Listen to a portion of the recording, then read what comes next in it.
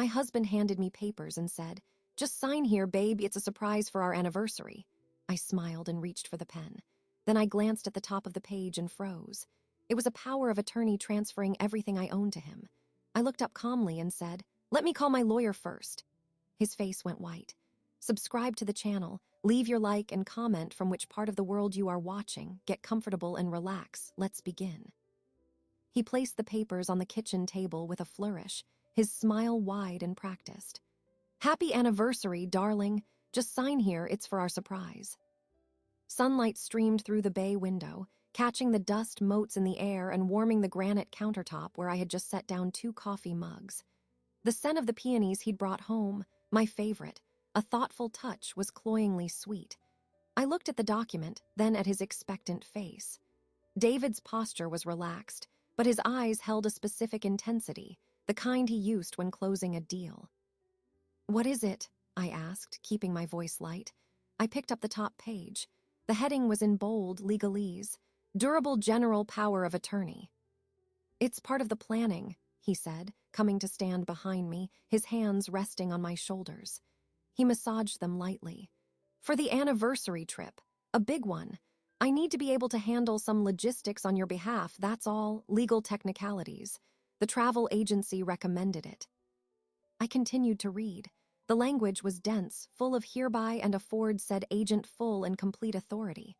My eyes caught phrases. "To manage all financial accounts. To execute any and all contracts. To make decisions regarding property and assets." My skin cooled beneath his hands.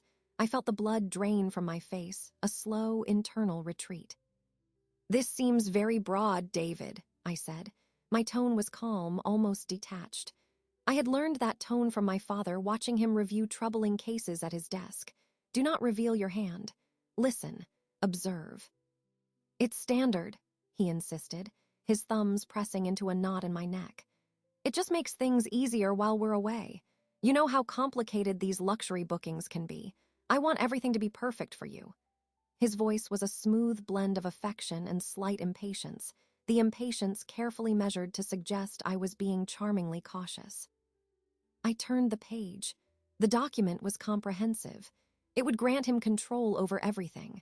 My freelance business account, the investment portfolio my father left me, the title to my car. It would not expire if I became incapacitated.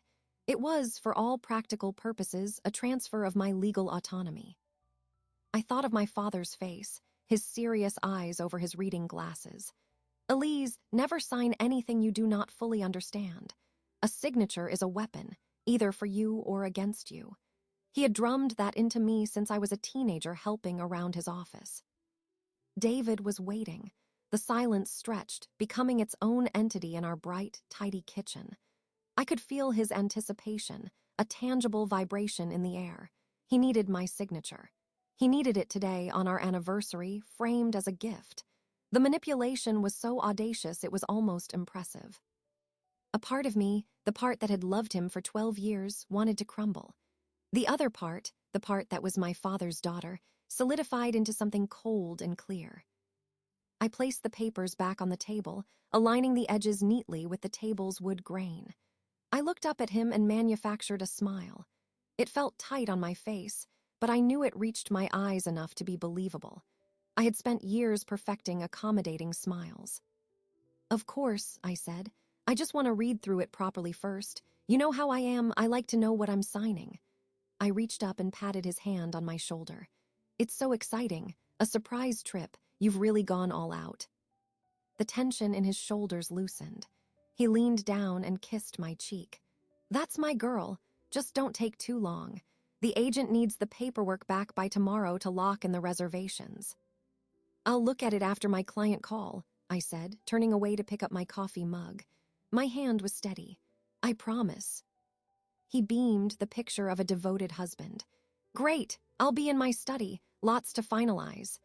He took his mug and left the room, his footsteps confident on the hardwood floor. I stood at the counter, sipping my coffee. The liquid was bitter. I stared at the bouquet of peonies, their pink petals already beginning to brown at the edges. The papers lay on the table, innocent and white, a landmine in the heart of my home. The hum of the refrigerator filled the silence. I replayed the last 5 minutes. His eagerness, the pressure disguised as romance, the sheer scope of the document. This was not about a trip. Trips require passports, not powers of attorney over stock portfolios. A cold certainty settled in my chest. This was a calculation. My husband had calculated that on this day of sentimental significance, my guard would be down. He had calculated that I would trust him enough to sign without question. He had calculated wrong. I finished my coffee and rinsed the mug, placing it in the dishwasher. I wiped the already clean counter. I performed the normal rituals. Inside, a system was booting up, a dormant program of suspicion and strategy inherited from a lawyer father who taught me to always read the fine print. I had to know exactly what this meant, and I knew only one person who could tell me, someone who would see this document for what it was and who could not lie to me. I needed to go to my father's old law firm.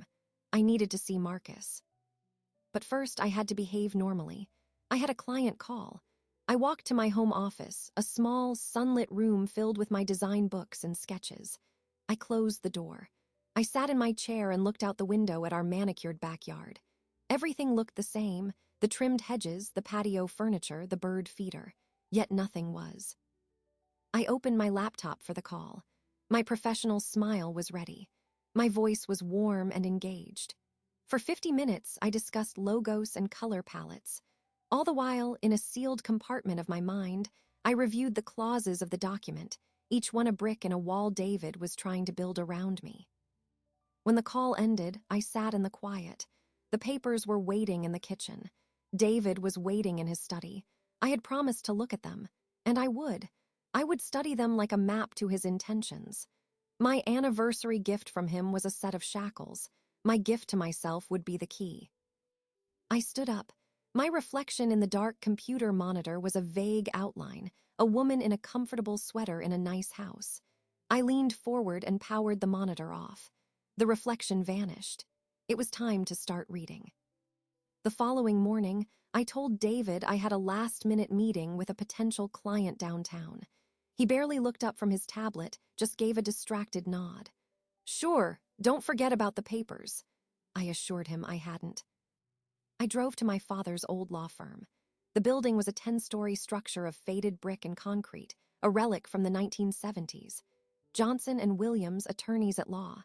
My father's name, Williams, was still there second. I had called Marcus Johnson the evening before, my voice carefully even. "I need to consult Uncle Marcus. It's about a document David wants me to sign." There had been a beat of silence, then his calm, deep voice. 9 o'clock, I'll be here." The elevator smelled of old paper and lemon polish. The reception area on the 7th floor was quiet, the secretary's desk empty. Marcus had kept the practice going with a small team after my father's death 5 years ago, but it felt like a museum. I walked down the familiar hallway, my heels silent on the forest green carpet. His door was open. Marcus stood as I entered. He was a tall, broad-shouldered man in his late 60s, his hair a close-cropped silver. He wore a crisp blue shirt and a sober tie. His eyes, behind wire-framed glasses, were sharp with intelligence and immediate concern. He came around his massive oak desk and enveloped me in a brief, firm hug. He still smelled of sandalwood soap and peppermints, just like he always had. "Elise," he said, holding me at arm's length. "Sit, tell me." I sat in the leather client chair, the same one I'd sat in as a child coloring while my father worked. I placed my bag on the floor and withdrew the folded power of attorney document. I slid it across the polished desk to him without a word. Marcus sat, put on a second pair of reading glasses perched on his head, and began to read. His face, usually so animated, became a still, professional mask. I watched his eyes move down the page. He didn't flinch, but his jaw tightened almost imperceptibly. He turned to the second page, then the third. He finished and placed the papers flat on the desk, his large hands resting on either side. He looked at me. "Did you sign this?" "No." "Thank God." He removed his glasses. "Elise, do you understand what this document is?" "I understand it gives him full control. I want to understand why he wants it." Marcus leaned back in his chair, the leather creaking. "This isn't about a trip. A travel agency would never recommend a general POA. This is a document you use for an elderly parent with dementia or for someone deploying overseas. It grants the agent, David, the authority to act as you in all financial and legal matters. He could empty your accounts. He could mortgage any property in your name. He could sell your car. He could contract debt in your name. He could shut down your freelance business and pocket the receivables. All of it perfectly legally the moment the ink is dry. Hearing it stated so plainly, in this room filled with my father's spirit, made the reality solid and heavy.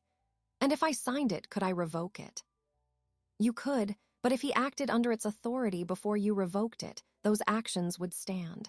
He could move assets somewhere you couldn't reach before you even knew he'd done it. He tapped the document. This is a weapon, Elise, presented as a gift. I felt a cold clarity. What is his motive? He has his own income. Marcus steepled his fingers. That is the correct question. I've been expecting you in a way. He opened a drawer and pulled out a simple manila folder. About 6 weeks ago, David called me. He said he was helping you with some estate planning, wanted to understand the structure of your inheritance from your father, the rental property, the investment portfolio. He asked very specific questions about liquidity, about title, about whether the assets were held separately or could be considered marital property. A chill went through me. David had never mentioned this call. What did you tell him? I told him what any attorney would tell the spouse of a client, that the details of your separate property were confidential. I said if you both wanted to engage in estate planning, you should schedule a joint appointment. He was persistent, charming but persistent. He didn't like being told no. Marcus's gaze was steady. I made a note of the call. It felt off. Now with this, he gestured to the POA, it feels coordinated. He was scouting the territory. I looked out the window at the gray downtown skyline. So he knows what I have. He wants control of it. He needs control of it. Why? There are only a few reasons a person needs sudden, total control of another person's assets, Marcus said, his voice low and methodical. To cover a debt, to make an investment they can't make alone, to hide money, or to take it and run. He paused. My professional opinion, you need to operate on the assumption that David is in financial distress. Distress he has hidden from you. This document is his proposed solution. The pieces locked together, the unexplained late nights at work, the increased irritability about credit card bills, the new vague anxiety about the economy and being secure. I had attributed it to work stress. I was wrong. What do I do? My voice was quiet in the large, book-lined room. Marcus leaned forward. First, you do not sign this. You delay. You tell him you've reviewed it and have questions for your own lawyer. That will put him on the back foot. Second, we secure everything that is solely yours. We change passwords on accounts he might know. We ensure the titles to your property and car are locked down. We open new banking channels for your business income if necessary. We build a wall, brick by brick, around what is yours. And then we find out what he's hiding. Quietly. Once we know the threat, we can decide how to confront it. He looked at me, his expression softening from that of a lawyer to that of my father's friend. This will be hard, Elise. You will have to pretend. Can you do that? I thought of David's smiling face over the peonies. I thought of the cold text of the document. I thought of my father's voice. A signature is a weapon. I was not holding the weapon. David was trying to put it in my hand and point it at my own head. I met Marcus's gaze. I can do that. He nodded, a look of grim approval on his face. Good. Then we begin today. Do you have a list of all your financial accounts? Everything, even the dormant ones. I took out my phone and opened a notes app. I can make one. Start now. We'll use my secure computer. And Elise, he said, waiting until I looked at him. Your father was the best man I ever knew. He built that legacy for you to give you choices. We will not let anyone steal it. For the first time since I saw the papers on my kitchen table, I felt something other than cold dread. I felt a spark of purpose. I opened the Notes app and began to type. The list was long. It was the inventory of my life before David and the life I had built alongside him. Now it was a checklist for a fortress. We worked for 2 hours. By the time I left, the sun was higher, casting sharp light through the dusty window of my father's old office. I carried no physical papers, but my mind was full of new numbers, new steps, new cautions. I walked back to my car, the weight of the morning's revelations settling into a hard, manageable core within me. I had a mentor. I had a plan. The first phase was defense. The next would be understanding what I was defending against. I drove home, practicing my lines for David. I just have a few questions, honey. I want my own lawyer to look it over. It's such a big decision. I would say it with a smile, with affection, with the perfect blend of caution and trust. I would play my part, while he, unknowingly, had already begun to play his. The performance had started. The performance began the moment I walked back into the house. David was in the living room, watching a financial news channel. He muted it as I entered. "How was the meeting?" he asked. "Productive. They want a full branding package." I hung my coat in the closet, moving with deliberate normalcy. "I'll need to dedicate some real time to it." "That's great," he said, but his attention was elsewhere. "Did you get a chance to look at the papers?" I walked into the living room and sat on the edge of the armchair opposite him. I made my expression thoughtful, slightly hesitant. "I did, and you're right, it's very comprehensive. It just made me realize how little I know about this kind of thing. I think I'd feel better if I had my own lawyer glance at it, just to explain the finer points to me. You know how I am." His smile stiffened. "Our lawyer drafted it, Elise. It's standard." I know, but this is a big decision. My dad always said to never sign anything without independent advice." I gave a small, self-deprecating laugh. "Old habits. It won't take long. I already called Marcus. He can see me next week." The mention of Marcus's name had a visible effect. David's eyes flickered.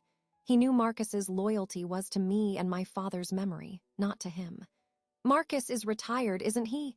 He's probably out of touch with current forms." "He's still licensed, and he's family. It would put my mind at ease."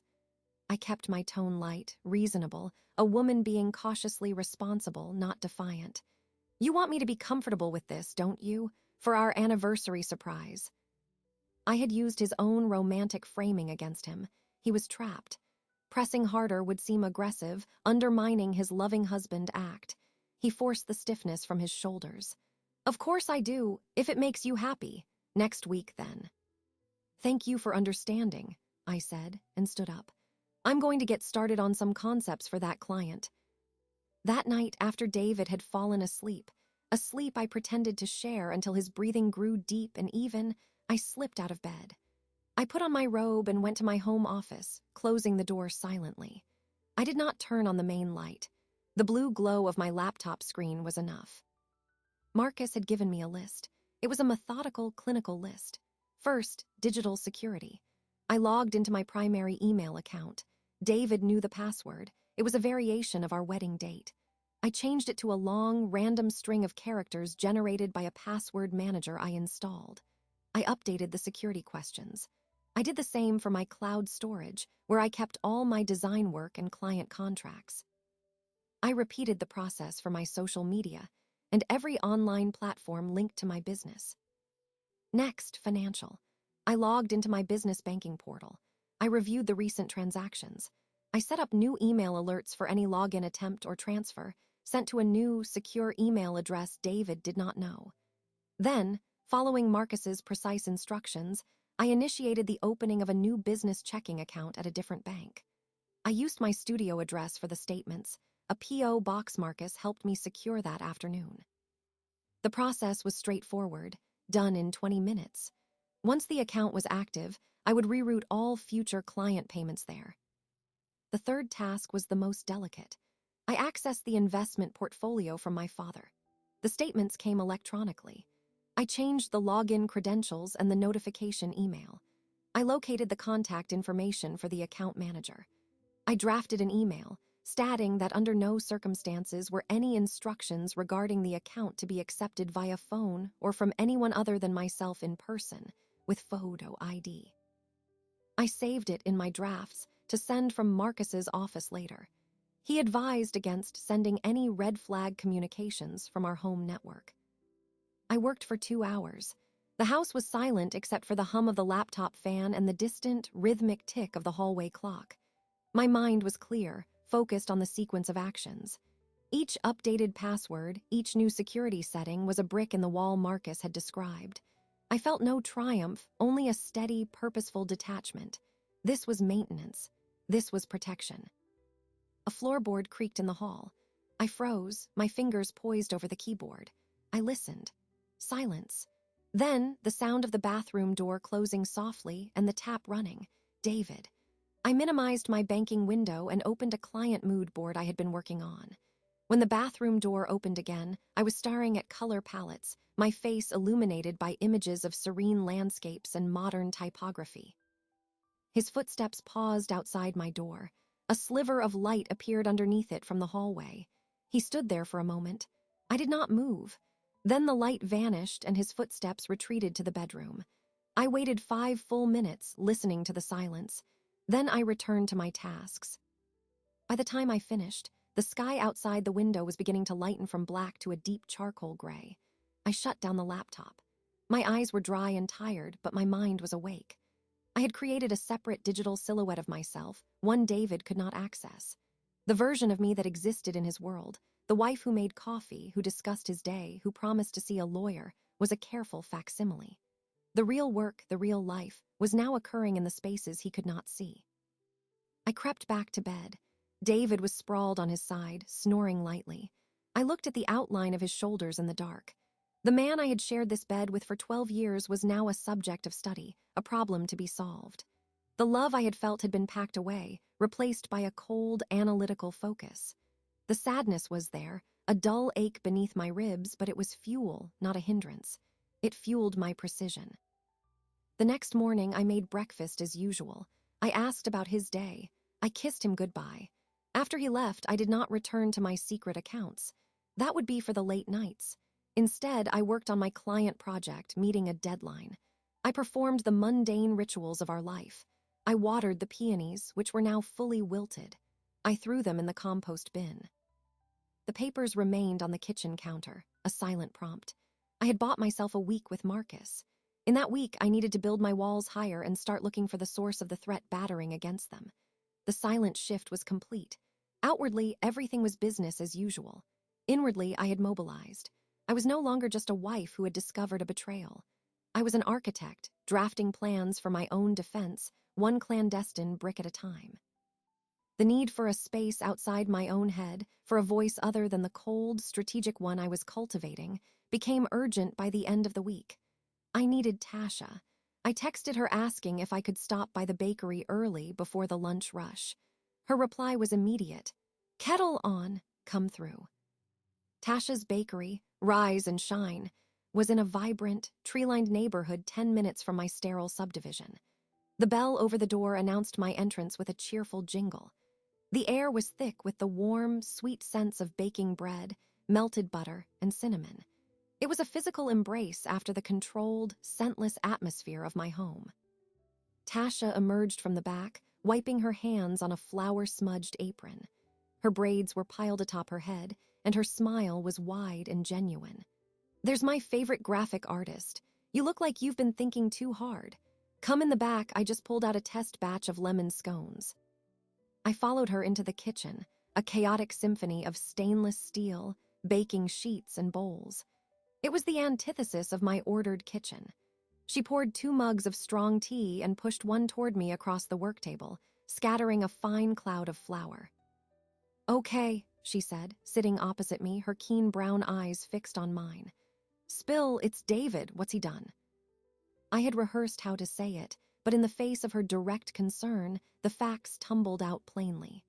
For our anniversary, he presented me with a document to sign, a durable power of attorney. He said it was for a surprise trip. Tasha's eyebrows shot up. A power of attorney, for a vacation, Elise, no. "I know. I took it to Marcus. He confirmed it would give David total control over everything, my business, my inheritance, all of it. Marcus thinks David is in some kind of financial trouble. He's been scoping out my assets." Tasha's face underwent a transformation. The warm friendliness vanished, replaced by a hard, furious understanding. She didn't gasp or exclaim. She set her mug down with a sharp click. "That scheming son of a bitch." Her voice was low and flat. Using your anniversary, that's a special kind of low. Hearing her say it so bluntly made it more real and somehow more manageable. The secret was no longer mine alone. I'm securing everything digitally. Changing passwords, moving accounts. Marcus is helping. I told David I wanted my own lawyer to review it, which bought me some time. Good. What's the end game? You can't just build a financial bunker and live in that house with him forever. I hadn't articulated it yet, even to myself. I don't know. I need to find out what he's hiding. And then I need an exit strategy, a real one. Tasha was silent for a moment, drumming her fingers on the flour-dusted table. Then she looked up, her eyes sharp. You need a place. A physical place that is yours, not just a P.O. box, a base of operations. I can't rent an office. He'd see the expense. I'm not talking about renting. She stood up. Come with me. I followed her through the kitchen to a narrow door next to the walk-in freezer. She pulled a set of keys from her apron pocket and unlocked it, flicking on a light switch. A set of wooden stairs led upward. The previous owner used it for storage. I've been using it as a dumping ground for seasonal decorations and extra supplies.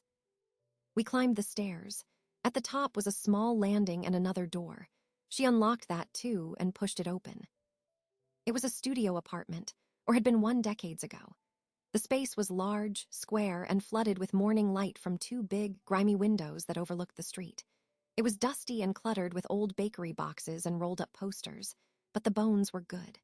Hardwood floors, exposed brick on one wall, a small enclosed bathroom in one corner, and a kitchenette area with a sink and mini fridge. The air was still and carried the faint, sweet smell of vanilla from below. It's a mess, Tasha said, walking in, but it's structurally sound. The plumbing works. The electricity is separate from the bakery. It has its own meter and entrance down the side alley. She turned to me, her arms crossed. What do you see? I walked to the center of the room. I saw the dust motes dancing in the sunbeams. I saw the potential for clean, white walls. I saw my drafting table under the best window. I saw a small sitting area for clients.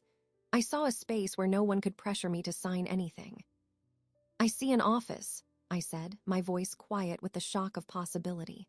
A studio for Heritage Creative. It was the name I'd idly dreamed of for a future, larger venture, never spoken aloud. Tasha nodded, a slow, satisfied smile spreading across her face. Exactly. It's not on any marital asset list. It's not connected to David. It's above my bakery and I own the building. We can work something out, a token rent, trade for design work, whatever. But it's here if you need it. The offer was so vast, so concrete, it momentarily overwhelmed my careful planning. Tasha, I can't ask you to. You didn't ask, I'm offering. This is what community is for, Elise. We hold space for each other when the floor falls out. Her expression was fierce. You need a door to walk through when you're ready to walk out. This can be that door, or it can just be a quiet place to think and work where he can't find you. No strings. I looked around the room again. It wasn't just a room. It was a tangible alternative. A lifeboat. The careful, silent resistance I was planning in the dark hours of the night suddenly had a potential destination. The walls I was building digitally could have physical counterparts. I need to think, I said, but the cold, strategic part of my mind was already assessing. Separate entrance, separate utilities. In a building owned by a friend, it was ideal. Logistically, it's perfect, but it's a huge step.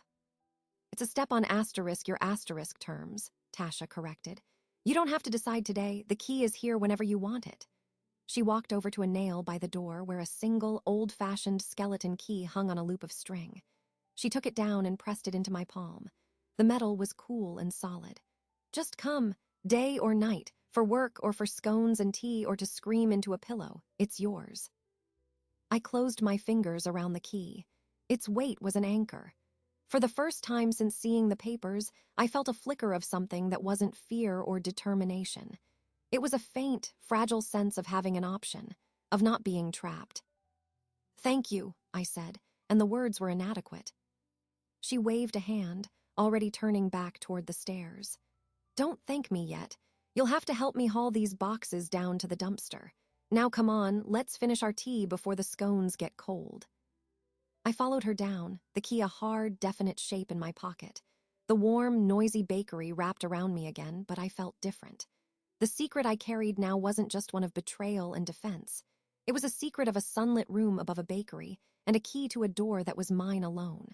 The path forward was still shrouded, but for the first time I could see a possible end to it. A place where I could stand, free and clear. The key to the studio above the bakery was a secret I carried, a solid promise in my pocket. But a promise needed a plan, and a plan needed information. I met with Marcus again, this time with a specific purpose. The defensive walls were rising. Now we needed to scout the battlefield. I sat in the familiar leather chair in his office. The stack of papers before him was not the power of attorney this time.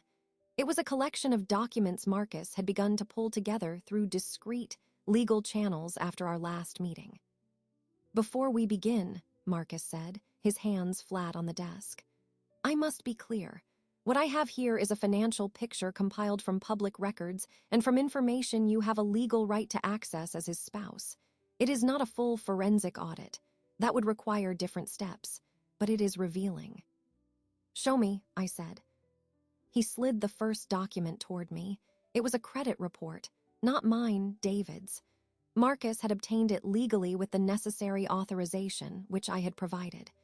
Your joint accounts are clean. Your personal credit is excellent. His, however, shows several red flags. My eyes scanned the columns.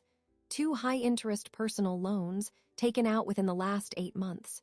3 credit cards I did not recognize, all near their limits. The total sum was significant, well into 6 figures. I didn't know about any of these, I said, my voice steady. The numbers were just numbers. They confirmed the threat, quantified it. They're in his name only. The loans are from online lenders, not traditional banks. The interest rates are punitive. Marcus pointed to another line. He's been making minimum payments, but the balances are not decreasing. He's treading water. What is the money for? Did the loan application say? Marcus pulled another sheet. One lists debt consolidation. The other, business investment. There is no business on record for him outside of his employment. He paused. This pattern, these types of lenders, it often indicates someone who cannot secure traditional financing due to existing debt or risk. It suggests desperation. He then placed 2 bank statements side by side. One was from our joint household account, where his salary was deposited, and from which the mortgage and utilities were paid. It looked normal. The other was a statement for a separate checking account in his name alone, at a different bank. This solo account shows consistent, large cash withdrawals in the weeks following the deposit of his paycheck from the joint account. 1,000 here, 1,500 there. The money leaves the joint account as a transfer to his personal account, then vanishes as cash. Where does the cash go? I asked, though I already suspected. Marcus's expression was grim. That is the harder question to answer legally, but we can infer. I took the liberty of checking civil court records in the neighboring counties, not criminal, just civil filings. He placed a final piece of paper in front of me. It was a printout of a public court docket.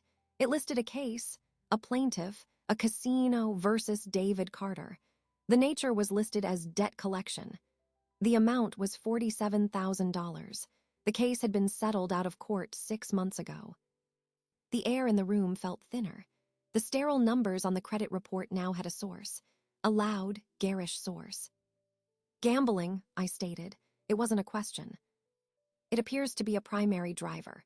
The casino debt, the high-risk loans, the cash withdrawals, they form a coherent picture. He has a problem he has hidden very well. The losses have likely accumulated over years, not months. He has been draining his own resources, and now those resources are exhausted. Marcus leaned forward, his voice lowering. Elise, this is the motive. He is not just greedy. He is drowning. Your assets, your stable, inherited portfolio, your business income, the rental property, they are not a windfall to him. They are a life raft. The power of attorney was intended to be his way of seizing control of that raft. I looked at the casino docket. I thought of the nights he'd said he was working late or at a client dinner. I thought of the times he'd been irritable, distant, claiming market stress. It had all been a lie, a vast, expensive, humiliating lie. The anger that came was not hot. It was a deep, freezing contempt. He had risked our financial security, our home, for the spin of a wheel or the turn of a card. And when his own world crumbled, his solution was to try to steal mine. "Is there more?" I asked. "There is always the potential for more, but this is the core. He is severely leveraged. His credit is collapsing. He needs a large, immediate infusion of capital to stave off the consequences. Your capital." I sat back, absorbing it. The puzzle was complete. The smiling man with the papers on our anniversary wasn't just a betrayer. He was a desperate man trying to commit legal theft to cover his failures.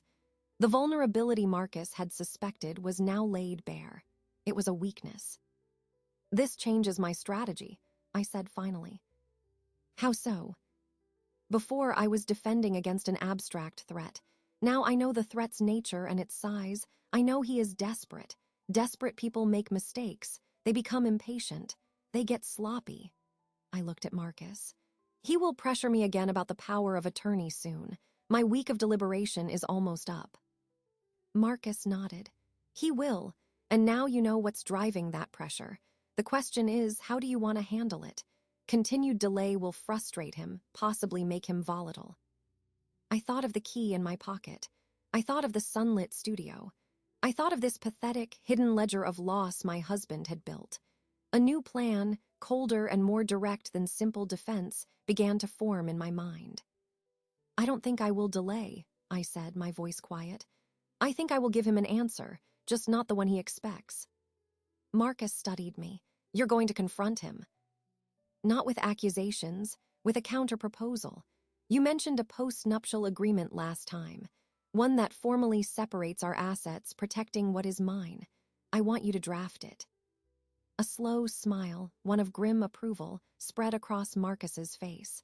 "You want to flip the script. He presents you with a document that gives him everything. You present him with one that protects everything.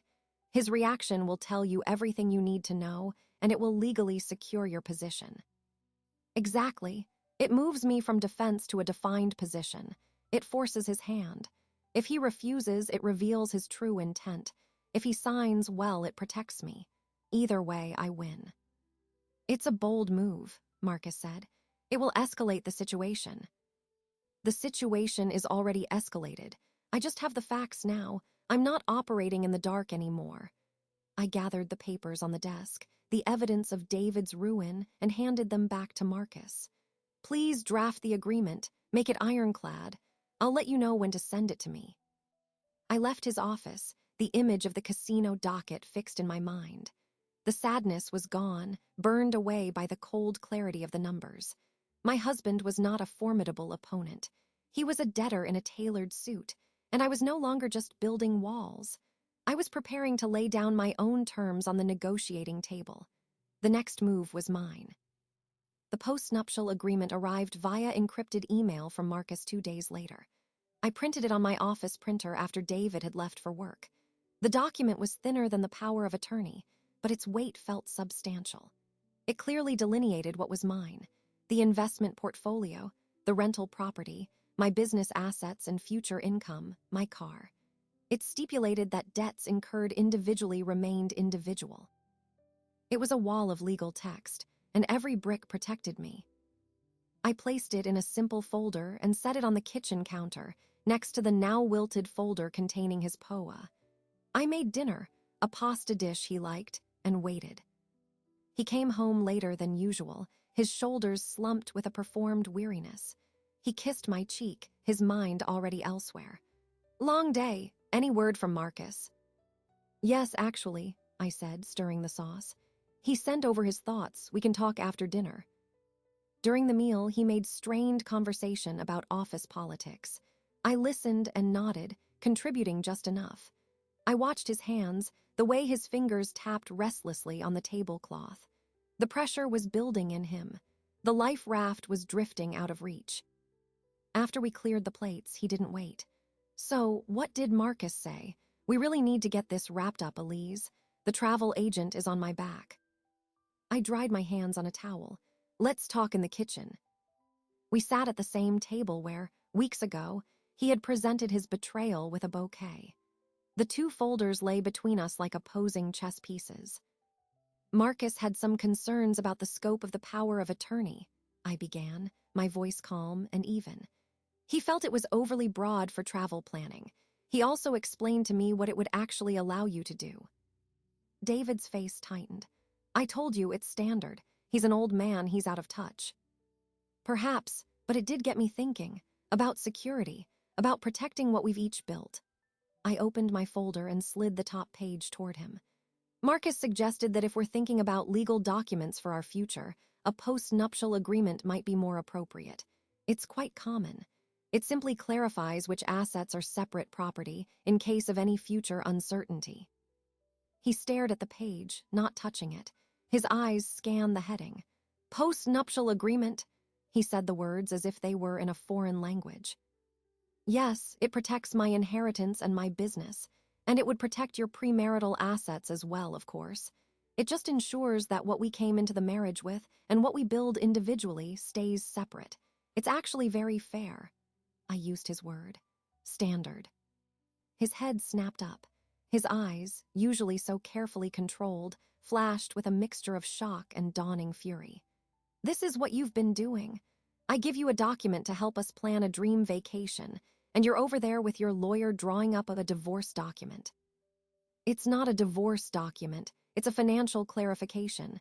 Many couples have them. If the trip is just a trip, David, then this shouldn't be a problem. It just protects my separate assets just like your document would have managed them. I kept my gaze level. You can sign this one instead. Consider it my counteroffer. The facade crumbled. The charming, impatient husband vanished, replaced by a cornered man. He stood up, his chair scraping loudly on the tile. Your counteroffer? What is this, a business negotiation? I am your husband. You are, I agreed, not moving. And as my husband, you should want me to feel secure. Signing over total control of my life's work didn't make me feel secure. This does. I tapped the post-nup. So, sign here, darling. He flinched as if struck. The echo of his own words from our anniversary hung in the air between us. Just sign here, it's for our anniversary. The reversal was complete. He leaned on the table, his palms flat, his face close to mine. I could smell his aftershave, see the vein pulsing in his temple. What has gotten into you? Who put this idea in your head? Marcus, or that gossip Tasha? His voice was low, venomous. I read your document, David. I understood it. That's what got into me. I finally stood, meeting his glare without blinking. The coldness inside me was absolute, a shield against his heat. This isn't about a trip, we both know that. This is about you needing something from me. I'm telling you what you can have. You can have the assurance that our futures are clearly defined. That's all. He stared at me, and I saw the calculation return to his eyes, rapid and desperate. He was assessing the damage. His trap had been discovered and met with a stronger one. His entire plan, predicated on my trusting ignorance, was in ashes. I'm not signing that, he spat. Then I'm not signing yours. I said it simply, a stalemate. He straightened, trying to reclaim his authority. You're being paranoid and ungrateful, after everything I've planned for us. Then we'll plan something else, something that doesn't require my signature on a document that terrifies me. I began to gather the pages of the post-nup, my movements slow and deliberate. The offer stands, think about it. I walked out of the kitchen, leaving him standing there, surrounded by the ruins of his gambit. I went to my office and closed the door. I did not lock it. I sat in the dark, listening. I heard a crash from the kitchen, a mug hitting the wall or a plate, then silence, then his heavy footsteps going upstairs, a door slammed. I exhaled a breath I hadn't realized I was holding. My hands were steady. The meeting had gone exactly as I had foreseen. His refusal to sign confirmed everything Marcus and I had uncovered. His anger confirmed his desperation. The midpoint had been reached. The hidden war was now declared. He knew I was not the compliant wife he had assumed. I knew he was a debtor with his back against the wall.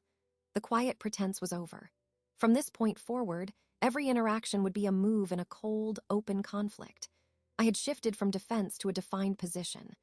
The next phase would be about holding that position and watching as his desperation, now unmasked, began to consume him. The silence that followed the shattered mug was not peaceful. It was a thick, charged void. David did not come downstairs again that night. I cleaned the kitchen, picking ceramic shards out of the grout between tiles. The domestic chore felt like an act of archaeology, uncovering the evidence of a rupture. The next morning, he descended for coffee. He did not look at me. He poured a cup, his movements stiff. The easy companionship of our mornings was gone, replaced by the wary maneuvering of two boxers in a ring. "I need to transfer some funds for a work thing," he said, his back to me. "The joint account login isn't working on my phone. Did you change something?" I sipped my tea. "I updated the password last week. Security breach alerts. I sent you the new one." This was true. I had sent it to his email. I knew he rarely checked that account. He turned, his expression a mask of strained patience. "I must have missed it. What is it?" I gave him the new, complex password. I watched him type it into his phone, his brow furrowed. "It's saying it's incorrect." "That's odd. It works on my laptop." I kept my voice neutral. "Maybe the app needs updating." I had, in fact, initiated a secondary security protocol that required verification from my registered device for any new login. My phone, in my pocket, remained silent. He muttered something and put his phone away, abandoning the attempt.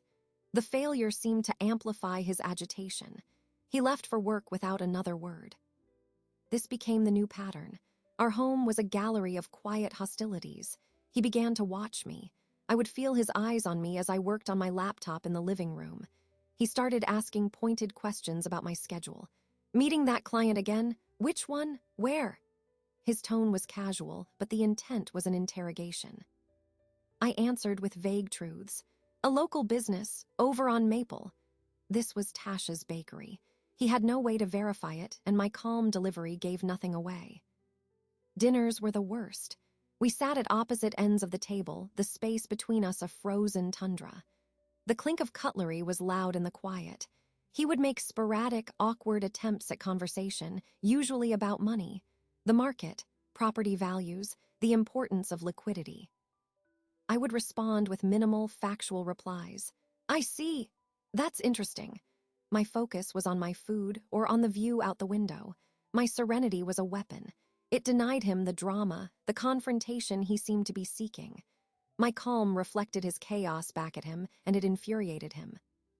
One evening, a week after the post-nuptial standoff, he could no longer contain it. He put his fork down with a sharp clatter. "What are you working on all the time?" he demanded. I finished chewing a bite of chicken. "My design projects. I told you the branding package is extensive." "You're always on that computer. Late. You're hiding something." I looked at him then, meeting his accusatory stare directly. "I'm working, David, building my business, something you've always said you supported." I let the statement hang, a subtle reminder of his hypocrisy. He flushed. "Things are tight, you know that. My bonuses haven't been what they were. We need to be careful. We can't have you playing at a hobby if it's not bringing in real money." "My business brought in 30% more this quarter than last," I stated. It was a fact. The new accounts, safely diverted, were thriving. "It is not a hobby. It is my separate property, as we discussed." The word separate acted like a trigger. He pushed his chair back. "Everything is separate with you now, isn't it? Your money, your time, your lawyer." He stood up, looming. "Who are you? I don't even know you anymore." "I am the same person I've always been," I said, my voice low and even. "You're just finally seeing me." He stared at me, a mixture of confusion and rage twisting his features. He seemed to realize that the woman before him was not the pliable wife he had mapped his plans onto. She was an obstacle, a locked door. He had no key. He left the room without another word. I heard the front door open and close and the sound of his car starting. He was going out, likely to wherever he went to escape his pressure. A bar, maybe the casino, I didn't care. I cleared the table, washed the dishes, wiped the counters. The routine was grounding. Afterward, I did not go to my home office. I went to the hall closet and retrieved my coat. From my pocket, I felt the hard shape of the skeleton key. I drove to the bakery. The streets were dark and quiet. The bakery was closed, a warm glow from the kitchen vent the only sign of life. I parked around the corner and used the side alley entrance, the one Tasha had shown me. The key turned smoothly in the lock. I climbed the narrow stairs and entered the studio. I did not turn on the main light. A street lamp outside provided enough dim illumination. The space was still dusty, still cluttered, but it was mine. The silence here was different from the silence at home. This was a productive silence, full of potential, not fraught with hostility. I stood in the middle of the room, breathing in the faint scent of vanilla and old wood. David was unraveling. His facade was cracking under the pressure of his debt and the failure of his scheme. My steadfast calm was the anvil against which his desperation was hammering itself apart. He was becoming paranoid, volatile, reckless. This was useful. A reckless opponent makes mistakes. But I could not stay in the house indefinitely, a passive witness to his decay. The studio key in my hand was a promise. It was time to move from observation to construction. The battlefield of my home was a stalemate. The future was up here in this dusty room. I knew what I had to do next. I had to start building the life that would exist after the war was over. His unraveling was his problem. My future was mine to assemble. I returned to the studio the next morning in the clear light of day. The dust motes were visible again, but now they were just a problem to be solved, not a metaphor. I had brought cleaning supplies, a notebook, and a tape measure. I started with the windows, using glass cleaner and old newspapers. The grime came off in swaths, revealing a view of the bustling street below. The sunlight, now unobstructed, poured in and illuminated the golden tones of the hardwood floor. I swept, then mopped. The water in the bucket turned gray. I bagged up the old bakery boxes and broken signs, hauling them down to the dumpster in the alley. The physical labor was satisfying. It was creation through eradication. Tasha found me there mid-morning, wiping sweat from my brow with my sleeve. She carried 2 coffees and a paper bag. Saw the activity, brought fuel. We sat on the floor, our backs against the now-clean brick wall. She handed me a coffee and a warm apple fritter. "So, you're doing it." "I'm starting," I said. The coffee was hot and strong. "I need to see the space cleaned to plan." "And the plan is?" I opened my notebook. I had sketched a rough floor plan. Here, my main work desk and drafting table under the best light. Here, a comfortable seating area for client consultations, a small sofa, 2 chairs, a bookshelf here for samples and references. The kitchenette is fine for a coffee station and small fridge. The bathroom just needs a deep clean. I pointed to a corner. And there, a large communal table for workshops. Tasha's eyes lit up. Workshops. Community workshops. Basic graphic design for small business owners. Intro to branding for artisans. What you wished you knew when you started Rise and Shine. My father always said knowledge was the best legacy. This could be part of that. The idea had formed as I cleaned, a natural extension of my skills and my father's values. It made the venture feel like more than an escape. It felt like a purpose. "I love it," Tasha said simply. "What do you need?" "A lease. Officially, I can't just use your space.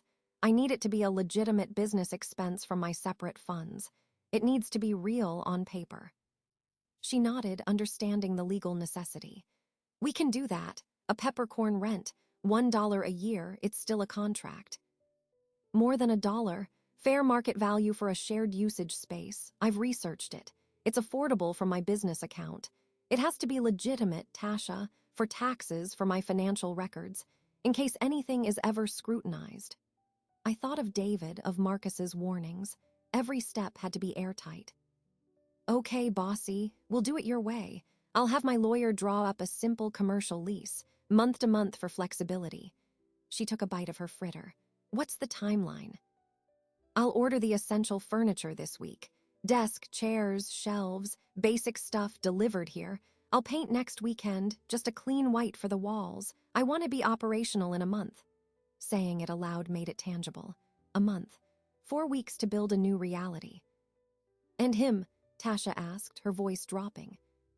He's spiraling. He's watching me, but he's looking in the wrong places. He's focused on the house on my laptop. He doesn't know about this. I looked around the sunlit room. This is my head start. After Tasha went back down to the bakery, I spent another hour measuring precisely. I noted outlets, light fixtures, the width of the door. I took photos. Then I sat on the floor again, my back against the brick, and opened the banking app on my phone. I logged into my new business account, the one David knew nothing about. The balance was healthy, fed by my diverted freelance payments. I placed an order for a sturdy, minimalist desk and a professional drafting chair. I found a second-hand but high-quality leather sofa and 2 armchairs from a reputable used office furniture store. I booked them for delivery in 1 week.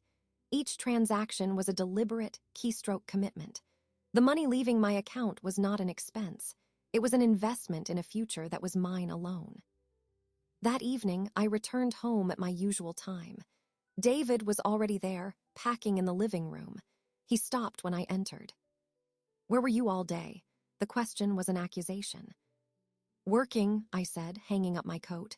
"Site visit for a client, then running errands." Both technically true. The studio was a site. Buying cleaning supplies was an errand. "You need to be more reachable," he said, his jaw tight. "My phone was on. Did you call?" I knew he hadn't. It was a test. He ignored the question. "We need to talk about the power of attorney. This delay is unacceptable." "I gave you my answer," I said, walking past him toward the kitchen. "The post-nuptial agreement is the only document I'm willing to sign. The offer stands." He followed me. "You're destroying our trust. You're destroying this marriage with your suspicion." I filled a glass with water from the filter tap. I took a sip before responding. "No, David. The document you presented on our anniversary destroyed the trust. I'm just responding to the destruction. I'm building something defensible from the rubble." I looked at him. "You should think about what you're going to build, too, because whatever plan that document was part of is over." His face paled with anger, but beneath it, I saw a flicker of fear. He saw the resolve in my eyes, and he knew the game had changed irrevocably. He turned and walked away, back to his packing. I went to my home office and closed the door. I did not work on client projects. I opened a new digital document and typed Heritage Creative Business Plan at the top. I began outlining services, pricing, workshop ideas, and target clients. I drafted a logo concept in my mind. The marital home was a shell, a site of ongoing conflict, but it no longer defined my boundaries. My real work, my real future, was taking shape in a sunlit room above a bakery, measured in inches and dollars, built with clean lines and clear intent. The paperwork for that future was being drafted, the funds allocated, the space prepared. I was no longer just resisting his plan. I was executing my own. The final meeting with Marcus was brief and procedural. We sat in his office, the same place where this journey had effectively begun. The documents before us now were different.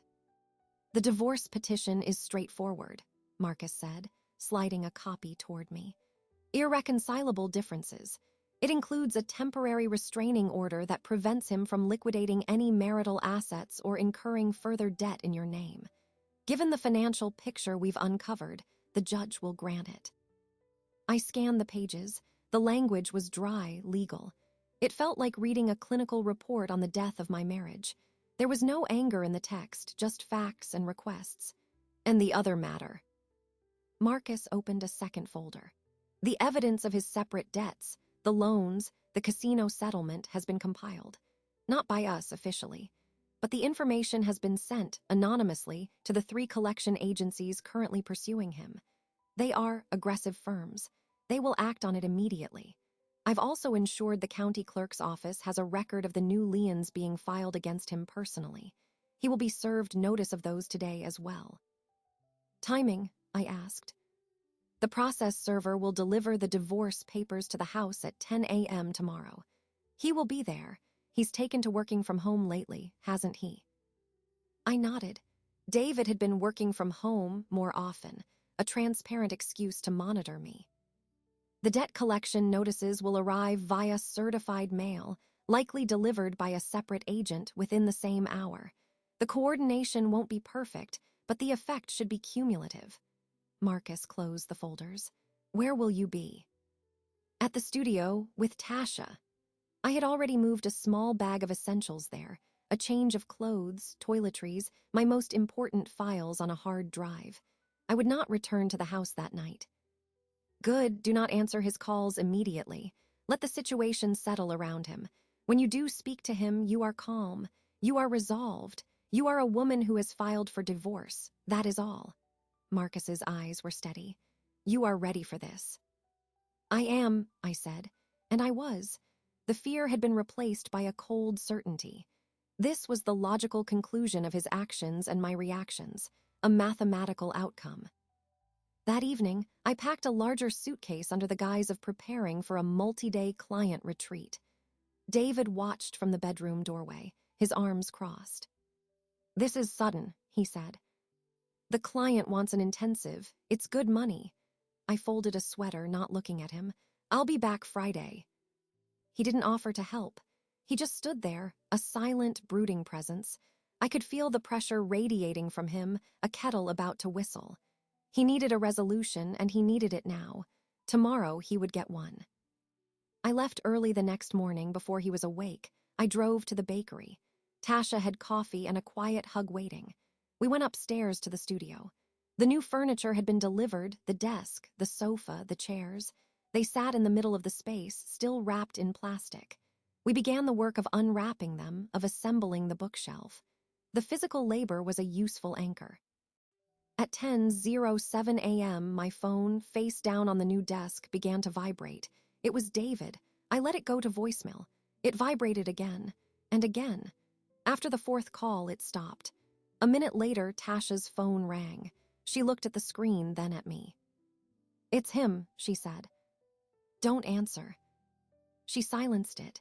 We continued assembling the shelf. The silence in the studio was profound, broken only by the sound of cardboard tearing and bolts clicking into place. My phone buzzed with a text, then another. I picked it up. The first text, what have you done? The second, there is a man here with papers. The third, call me now. I placed the phone back down. I picked up a screwdriver and tightened a bracket on the shelf. An hour passed. My phone buzzed once more, this time with an email notification. It was from Marcus. The subject line was, service confirmed. The body was one sentence. All documents were served successfully at 10:04 a.m. I showed the email to Tasha. She let out a long, slow breath. So it's done. The first part, I said. At noon, I finally listened to the voicemails. The first was sheer, sputtering anger. The second was a demand for explanation. The third was quieter, laced with a panic he could no longer conceal. Elise, these other papers, these debts, we need to talk. This is a mistake, call me.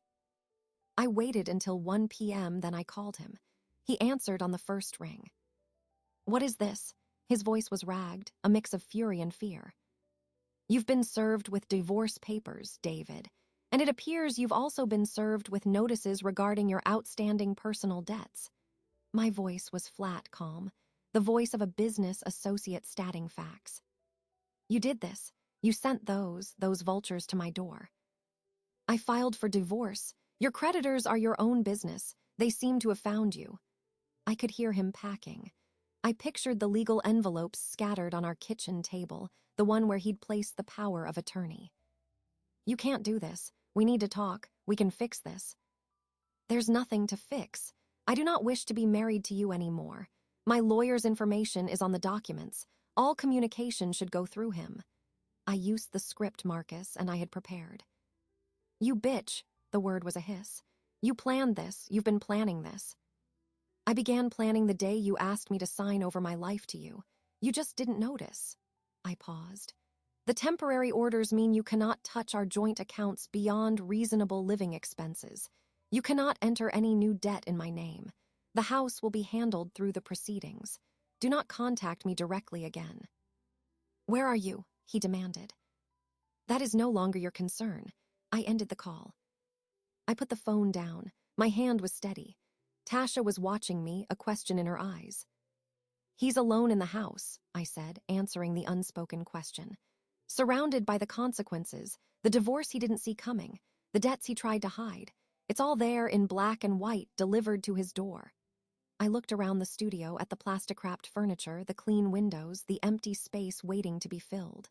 My part is done for now. The legal machinery is in motion. His part is just beginning. I felt no surge of victory. I felt a deep, settling quiet. The trap built from his own greed and my quiet resistance had sprung. The confrontation was not a shouting match. It was a series of documents, served by strangers, that laid bare the truth of our marriage and his failures. The climax was not an explosion, but the sound of a door closing, followed by a vast, echoing silence. I was on one side of that door. He was on the other, alone with the ruins. The weeks between serving the papers and the grand opening were a study in controlled transition. The divorce proceedings moved forward with methodical efficiency, handled by Marcus. I remained in the studio apartment, which I had transformed into a temporary living space and a functioning office. The large main room was now divided. One side held my bed and a small wardrobe. The other was heritage creative, ready for business. David's response, after the initial fury, had been a sullen silence through his lawyer. He was contesting nothing regarding the division of assets. The evidence of his separate debts made any claim on my property laughable. His focus was solely on minimizing his own losses. Our communications were binary lines of text between attorneys. The house was being sold. The proceeds after the mortgage would be split. That was the last financial thread between us. The day of the opening arrived on a crisp Saturday morning. I was at the studio by 7, making final adjustments. The space was clean and bright. My desk stood near the large windows. The client seating area was arranged with the leather sofa and armchairs. The communal workshop table, a sturdy reclaimed piece, dominated the center of the room. On the walls, I had hung framed prints of my best design work, alongside a single, small photo of my father at his desk. The room smelled of fresh paint, coffee, and the faint, perpetual sugar from below.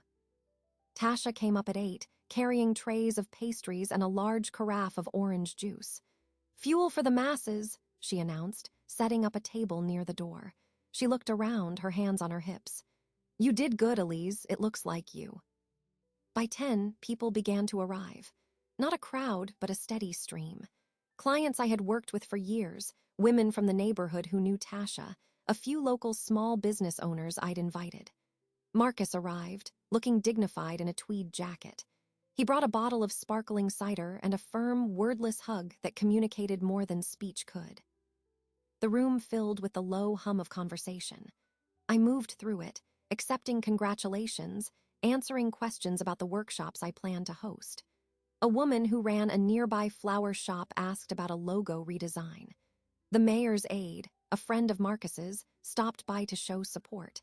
It was not just a party. It was a network visibly forming, a community recognizing a new resource in its midst. At 11, Tasha tapped a spoon against her juice glass. The conversations quieted. "Okay, everybody, hush up for a minute," she grinned at me. "I'm not one for long speeches, but we've got a real one in the house. Marcus, you're up." Marcus stepped forward, clearing his throat. He looked around the room, his gaze settling on me. I knew Elise's father, Robert Williams, for 40 years. He was a great lawyer, but more importantly, he was a man who believed in building people up, in giving them the tools to defend themselves and to build something lasting. He paused, his voice gaining strength. When Elise came to me a few months ago, she was holding a document meant to strip her of those tools. Today, she is standing in a room she built with them. "This," he said, gesturing around, "is her father's legacy, but it is her achievement. It is a testament to clear thinking, quiet strength, and the power of knowing your own worth. I am so very proud to be here, not as her lawyer, but as her friend. To Heritage Creative and to Elise." A round of applause filled the room. People raised their cups. I felt a flush of warmth on my cheeks, but internally I felt a steady calm. The pride in Marcus's eyes was the final brick in a foundation I had fought for. The event continued for another hour. As people began to leave, offering final handshakes and promises to be in touch, Tasha and Marcus started cleaning up. I stood by the window, looking down at the street. The sun was high, lighting the autumn leaves on the trees. Tasha came to stand beside me, following my gaze. Heard from the lawyer this morning. The house sale closes next Friday. He's moving to a rental across town. I nodded. It was a piece of information, no more significant than a weather report. David was dealing with the consequences of his choices. His life was now a separate column on a ledger, one I no longer had to balance. "You okay?" Tasha asked, her voice soft. I looked away from the window and around the studio. At my desk, where my laptop sat open to a new client inquiry. At the workshop table, already marked with a few water rings from today's cups, a sign of use. At the photo of my father who had taught me to read the fine print. At Marcus, carefully folding a tablecloth. At Tasha, my steadfast friend. "Yes," I said, and for the first time in many months, it was a complete and unqualified truth. There was no anger beneath it, no calculation, no lingering sadness. There was just the reality of the room, the work to be done, and the quiet understanding that my life was now my own design. The grand opening was not a victory over someone else. It was the successful completion of a project. The project had been salvage self, secure assets, build new future. The specifications had been met. The client me was satisfied.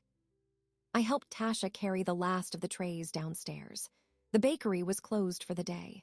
We washed the dishes in the big industrial sink, the warm water and lemon-scented soap a familiar, grounding ritual. After, I climbed the stairs back to my studio. I locked the door behind me, the solid click a sound of possession. I sat at my desk. The afternoon sun slanted across the floor. The space was quiet again, but it was a fertile quiet. I opened my laptop and began to draft a response to the flower shop owner about her logo. The work was waiting. It was my work in my space on my terms. The story that had begun with a betrayal on a sunny kitchen table had ended here, in this quiet room full of light, with the simple, profound sound of a key turning in a lock.